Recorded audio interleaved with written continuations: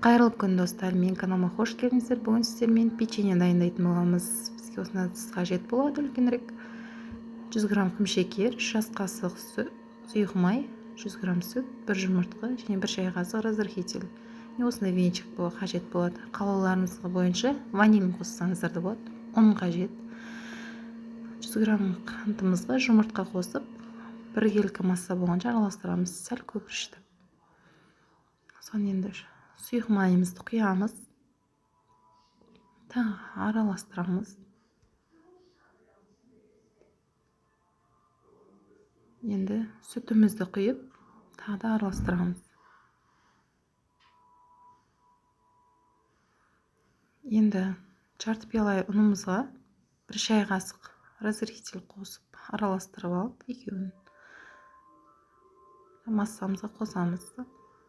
Венчикпен 1 келкі масса болғанша тағы да араластырамыз. Бізде разрыхительдің реакциясы шығып, реакциясы басталды. Енді осыған 2 пиала ұнымды қосып, ас қасықпен араластырамын. Қалауларыңыз бойынша қолмен де илесеңіздер болады. Егер ұнымыз аздау болып жатса, тағы да жарты пиала ұн қосамын мен. Енді қолмен илейтін, қазір қасықтың күш келмей жатқан кезде өзім қолмен илейтін боламын. Бізде осындай жұмсақ қамыр шығу керек. Қолға сәл-сәл жұғады. Және дереу жаятынбыз.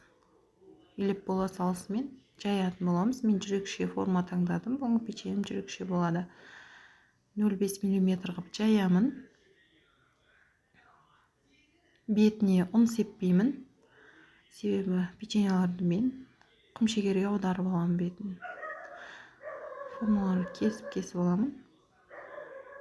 Өздеріңіз қалауларыңыз бойынша домалақ қып, 4 бұрыштық кессеңіздер болады.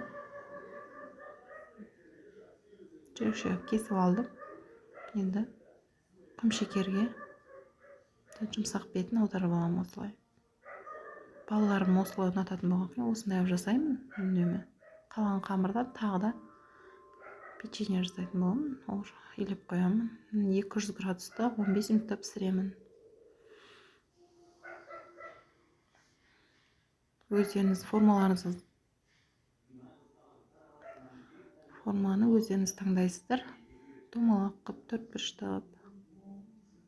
Остатка қамырларды да мен тағы печенье жасай саламын. Барлығын бірдей жүрекше қылып. Тағы да илеп, тағы жүрекше қыламын.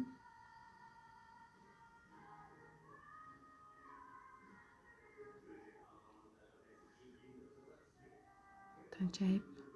Жүрекше форма жасайтын формаларыңыз болмаса, жай ғана осылай домалақ жайып, қасықпен, пышақпен болсын, осылай тілеміз. Тіліп, жай ғана саусақтарыңызбен осылай жүрекше жасасаңыздар болады. Жүрекше шығады. Бұны да қантқа орнатып, форма салып қоямын.